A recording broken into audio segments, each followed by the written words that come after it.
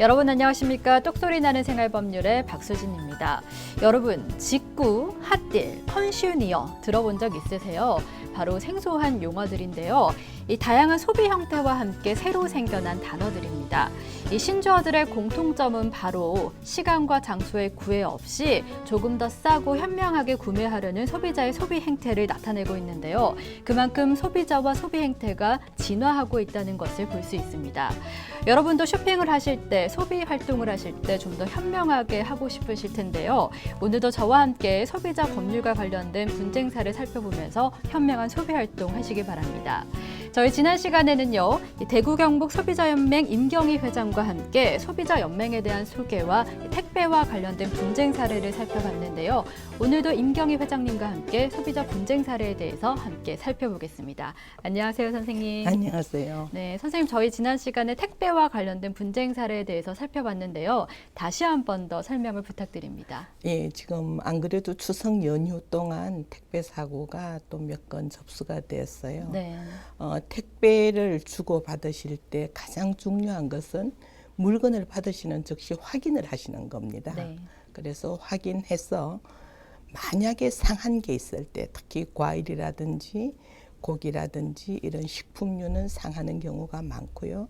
또 가끔씩은 그릇을 주고받는 경우에 깨진다거나 흠이 생기는 경우도 있어요. 이럴 땐 망설이지 마시고 바로 택배 회사에 대해서 그 이의를 청구를 하십시오. 네. 손해배상도 청구를 하시고, 이 기간은 14일입니다.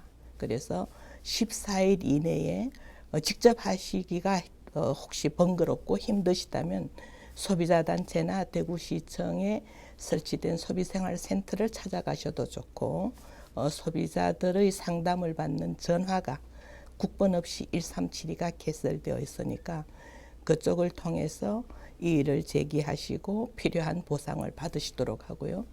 마지막으로는 이 모든 보상의 그 기준은 운송장에 기입하신 가액을 중심으로 산정이 됩니다. 그래서 터무니없이 택배비 몇 푼 아끼려고 그 가액을 낮춰 쓰지 마시고 가액을 정확하게 기입을 하셔서 혹시 있을지도 모르는 사고에 대비하시는 그런 자세가 필요할 것 같습니다. 네, 잘 알겠습니다. 네, 선생님이 택배와 관련돼서 주의사항을 말씀해 주셨는데요. 꼭 잊지 마시고 기억해 두시기 바랍니다. 요즘 이 모바일 쇼핑이나 인터넷 쇼핑이 활성화되면서 택배 이용하시는 분들 많으신 만큼 분쟁 사례도 늘고 있으니까요. 꼭 주의하시길 바랍니다. 일상생활의 사례를 통해 법을 재미있게 풀어보는 시간, 똑소리 나는 생활법률. 오늘은 첫 번째로 어떤 사례가 준비되어 있는지 함께 만나보시죠.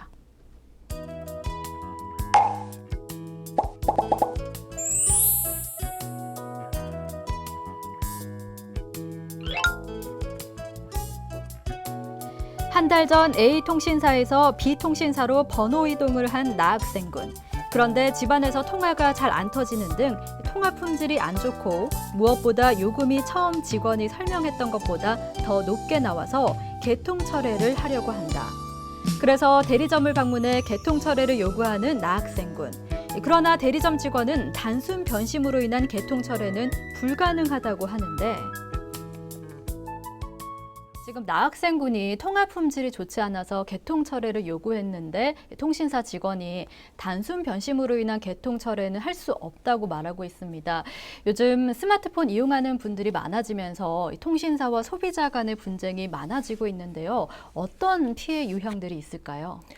피해 유형들은 지금 그 소비자가 상담해 온 것처럼 통화 품질이 나쁘다라는 경우도 있고요. 네. 또 앞에서 언급이 된 것처럼 계약 조건하고 다르다라는 그런 경우도 있고요. 네. 또 요즘 특히 노인들이 많이 저희들에게 상담을 하시는 것은 알뜰폰이 어떤 의미인지를 정확하게 설명을 이해를 하지 못하고, 네. 알뜰폰이면 무조건 통화료가 적게 나온다고 생각하고 계약을 하시는 경우가 있어요. 네. 그래서 나중에 일정한 시간 이상 통화에 요금 폭탄이 생기게 되니까 저희들에게 난 그런 계약을 한 적이 없다라고 상담을 해오시는 경우가 있습니다. 네, 들어보니까 통신사와 소비자 간의 분쟁이 꽤 많은데요.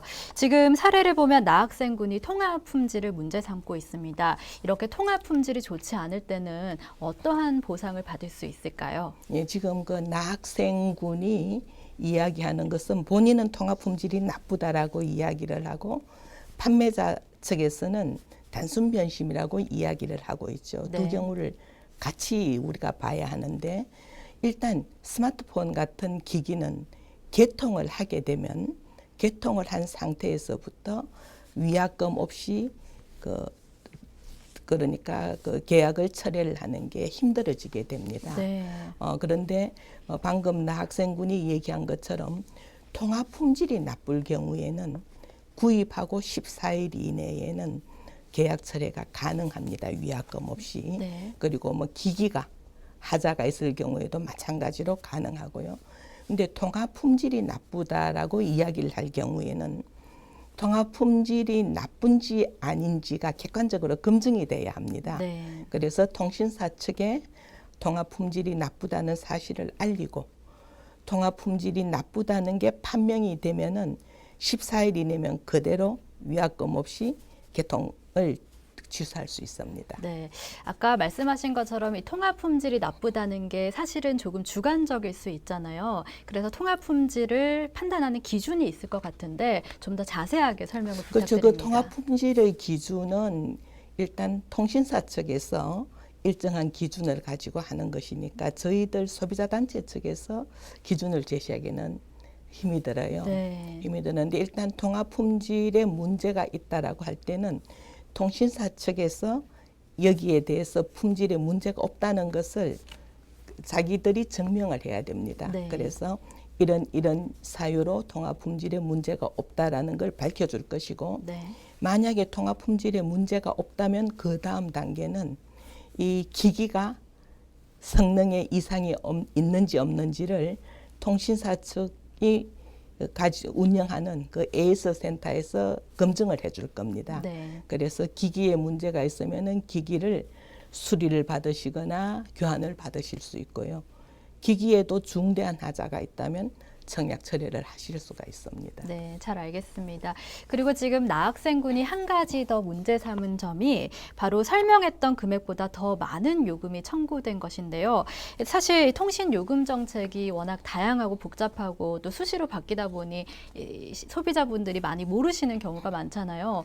이와 관련해서 피해 사례도 많을 것 같은데 어떻습니까? 예, 요금 문제 때문에 그 소비자 분쟁이 많이 일어납니다. 네. 모두에서 말씀드렸던 것처럼 이제 알뜰폰 요금이 어떤 것인지 정확하게 이해를 하지 못하고 하는 경우도 있고요. 네. 그다음에 이제 나학생군처럼 통신사에서 설명한 요금하고 본인이 받아본 요금이 다르다라고 얘기를 하는 경우도 자주 발생합니다. 네. 그런데 이런 경우에 저희들은 기준을 계약할 당시에 작성했던 계약서를 기준으로 삼고 있습니다. 네. 그래서 계약서 상에 통신사에서 설명했던 부분이 다 포함되어 있는지를 나학생군이 미리 봤었어야 합니다. 네. 만약에 나학생군이 그걸 보지 않고 내가 생각했던 것보다가 많이 나왔다라고 상담을 해 오게 되면은 저희들은 중재를 해 줄 수가 없습니다. 네. 그래서 반드시 자기가 원하는 요금 또는 자기가 이해한 요금하고 계약서에 있는 요금이 같은지를 확인을 해볼 것을 부탁드리고 싶네요. 네, 소비자들도 이 꼼꼼히 그럼요. 따져보는 게 중요할 것 네, 같습니다. 그러니까 소비자가 항의를 할 수 있는 것은 자기가 서명한 계약서와 다를 때 항의를 할 수가 있는 겁니다. 네, 잘 알겠습니다.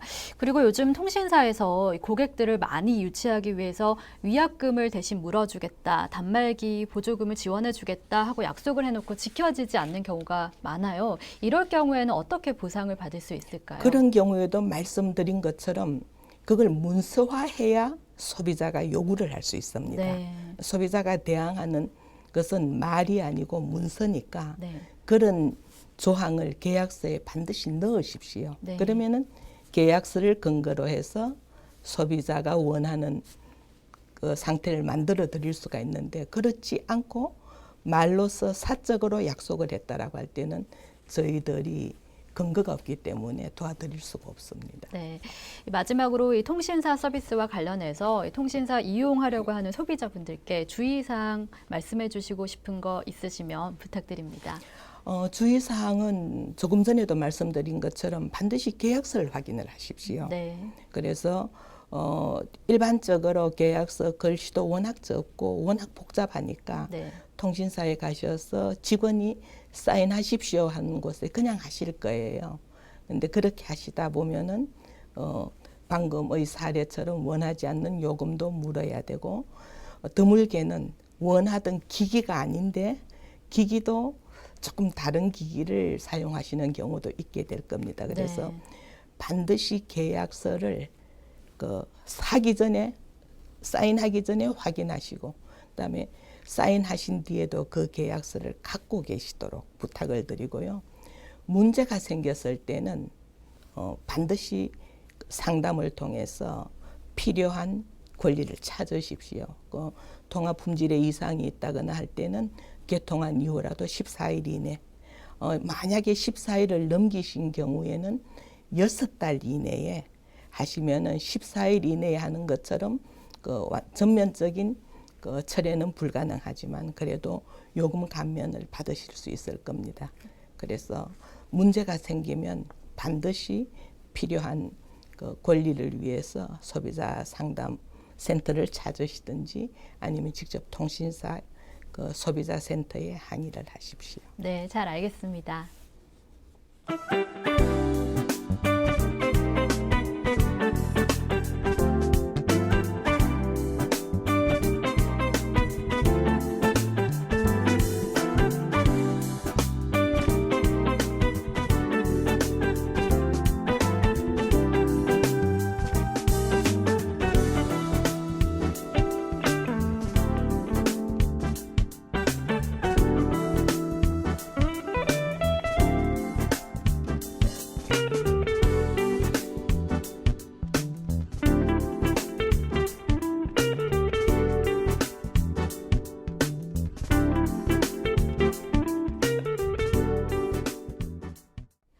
네, 대구경북소비자연맹의 임경희 회장과 함께 소비자 분쟁에 관한 첫 번째 사례 살펴봤습니다. 이 스마트폰이 대중화되면서 통신과 관련된 분쟁이 많아지고 있는데요. 여러분 아까 회장님이 말씀하신 것처럼 계약서 쓰실 때 꼭 확인하시는 거 잊지 마시기 바랍니다. 일상생활의 사례를 통해 법을 재미있게 풀어보는 시간, 똑소리 나는 생활법률. 두 번째는 어떤 사례가 준비되어 있는지 한번 만나보시죠.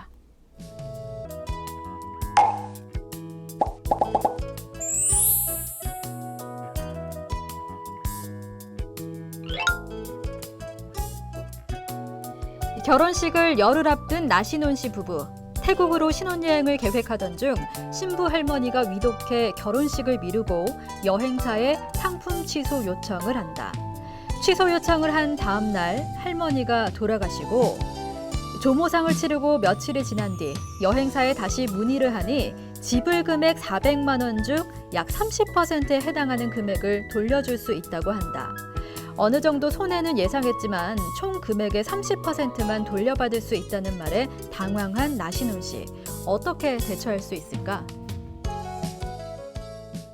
네, 선생님 요즘 젊은 세대뿐만 아니라 기성세대들도 해외여행이나 국내 여행 많이 가셔서 이 여행과 관련된 소비자 분쟁 사례가 늘고 있다고 들었습니다. 어떠한 분쟁 사례들이 있을까요? 여행과 관련한 그 상담도 상당히 자주 저희들이 접하는 상담 중에 하나입니다. 이 여행 관련 상담은 두 가지 경우로 나눕니다.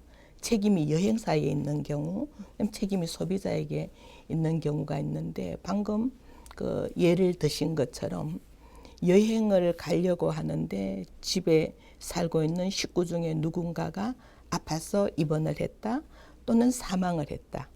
이런 경우에 위약금 문제도 드물지 않게 들어오죠. 네. 네, 이렇게 선생님이 말씀하신 사례들 중에요. 지금 나신혼 씨 경우는 이 조모상으로 인해서 신혼여행을 불가피하게 취소하게 된 경우인데요. 이렇게 고객 사정으로 인해서 여행을 취소하게 될 경우에는 어떻게 보상을 받을 수 있을까요? 예, 이제 이런 보상들이 그 공정거래위원회가 고시한 소비자 분쟁 해결 기준에 그 명시가 되어 있습니다. 네. 그래서 여행을 소비자의 문제로 취소를 할 경우에는 위약금을 물게 돼 있는데요. 몇 가지 예외가 있습니다. 네. 첫 번째 예외가 당사자가 아플 경우, 당사자가 아파서 여행을 못 갈 경우에는 의사의 진단서를 첨부하면은 위약금을 물지 않아도 됩니다. 네. 두 번째가 3촌 이내의 혈족이 사망한 경우, 지금 예를 드신 이 신부 할머니의 사망이 포함이 되겠죠. 네. 그래서 이런 경우에도 위약금을 물지 않을 수 있습니다. 네. 그다음 세 번째는 여행을 하려고 하는 사람의 배우자, 뭐 남편이나 또는 남자의 경우에는 아내가 아프거나 아니면은 직계존비속, 뭐 어머니, 아버지, 아니면은 아이가 여행을 가기 전 3일 이상 아파서 병원에 입원을 했고 여행 당일날 퇴원할 수 없는 상태라면 네. 이 경우에도 역시 위약금 없이 여행을 해지할 수 있습니다. 네. 그리고 반대로 이 나신혼 씨처럼 소비자가 취소를 하는 경우도 있지만 여행사가 여행 상품을 취소하는 경우도 있다고 들었습니다. 네, 그렇습니다. 이럴 경우에는 보상을 받을 수 있을까요? 마찬가지로 보상을 받습니다. 네. 일반적으로 국외로 여행을 할 경우에는 여행 예정일 한 달 전에 여행을 취소하게 되면은 서로 위약금 없이 소비자가 계약금을 냈으면은 계약금을 돌려받게 됩니다. 네. 그리고 여행사의 경우에도 뭐 그대로 여행을 취소를 할 수 있는데 29일부터 20일까지 네. 이제 저희들은 거꾸로 기산을 할 수밖에 없거든요. 그럴 경우에는 여행사가 총 여행 경비의 10%를 소비자에게 위약금으로 물어야 됩니다. 네. 소비자가 책임이 있는 행동으로 취소를 하면 마찬가지로 소비자가 여행 경비의 10%를 물게 되죠. 그다음 20일에서 10일까지는 15%, 그다음 거기에서 8일까지는 20%. 이렇게 해서 하루 전에 취소를 하게 되면 30%가 위약금입니다. 네. 그리고 당일이면 50%고요. 네. 예, 국내 여행은 또 조금 달라요. 네. 국내 여행은 당일 여행의 경우에 3일 전까지 취소하면 위약금이 없습니다. 네. 그런데 이틀 전이면은 10%, 하루 전이면은 20%, 당일이면은 30% 위약금을 물어야 되고 책임이 있는 쪽이 서로 그렇게 물도록 되어 있습니다. 네, 이 날짜별로 위약금이 다른 만큼 그렇습니다. 소비자분들이 꼭 잘 알아두셔야겠습니다. 이렇게 여행을 취소하는 유형이 많은데요. 요즘 또 지진이나 해일처럼 자연재해가 발생하는 경우도 있고 또 얼마 전에는 메르스 사태도 있었잖아요. 이렇게 자연재해로 여행이 취소될 경우에는 어떻게 보상을 받을 수 있을까요?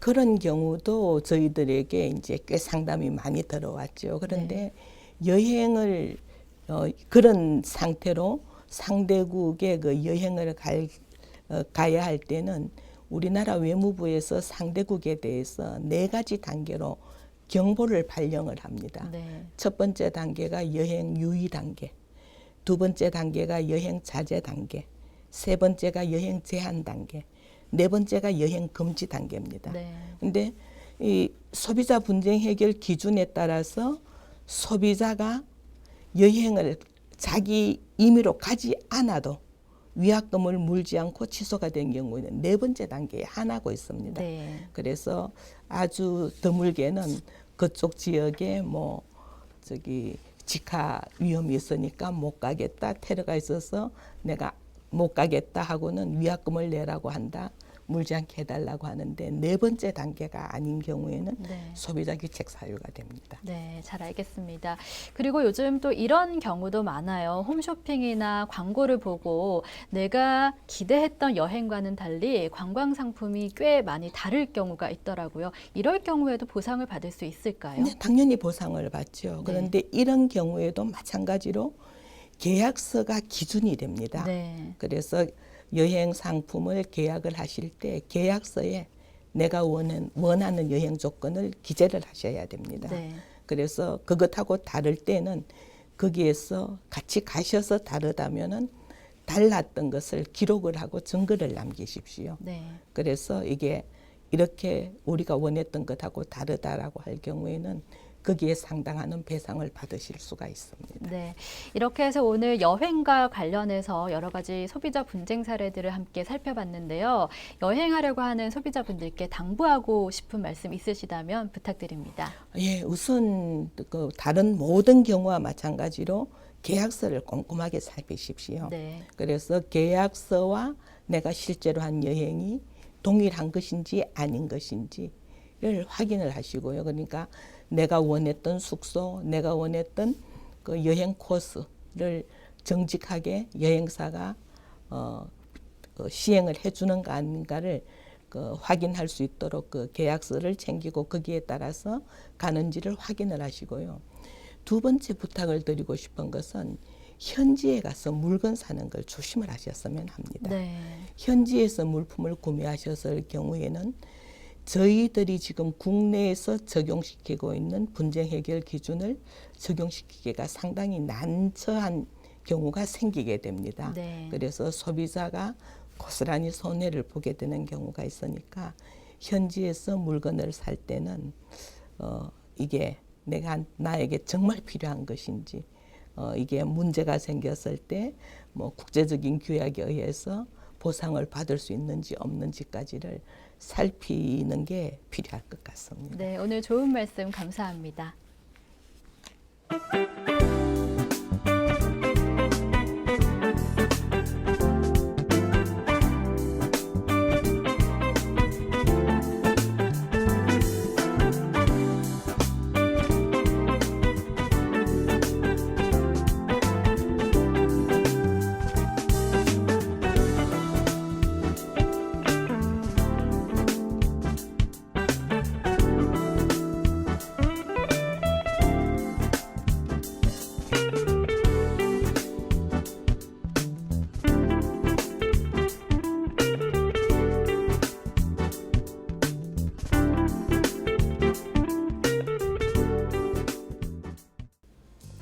네, 오늘 이렇게 해서 통신사와 소비자 간의 분쟁, 그리고 여행 상품과 관련된 분쟁에 대해서 살펴봤는데요. 소비자 여러분들도 계약서 꼼꼼하게 확인하는 거 잊지 마시기 바랍니다. 똑소리 나는 생활법률, 지금까지 부동산과 교통, 소비자와 관련된 분쟁 사례들 함께 살펴봤는데요. 일상생활에서 일어날 수 있는 사례들을 중심으로 함께 살펴봤습니다. 어떻게 여러분 조금 도움이 되셨나요? 이렇게 법적인 분쟁이 발생했을 때는요, 혼자 해결하기가 쉽지 않은데요. 전문가의 조언 구하시는 거 잊지 마시고요. 저와 함께한 내용들 꼼꼼히 살펴보시면서 피해보시는 일 없으셨으면 합니다. 똑소리 나는 생활법률, 오늘이 마지막 회입니다. 그동안 함께해 주신 시청자 여러분 감사드리고요. 그럼 저는 이만 여기서 인사드리겠습니다. 감사합니다.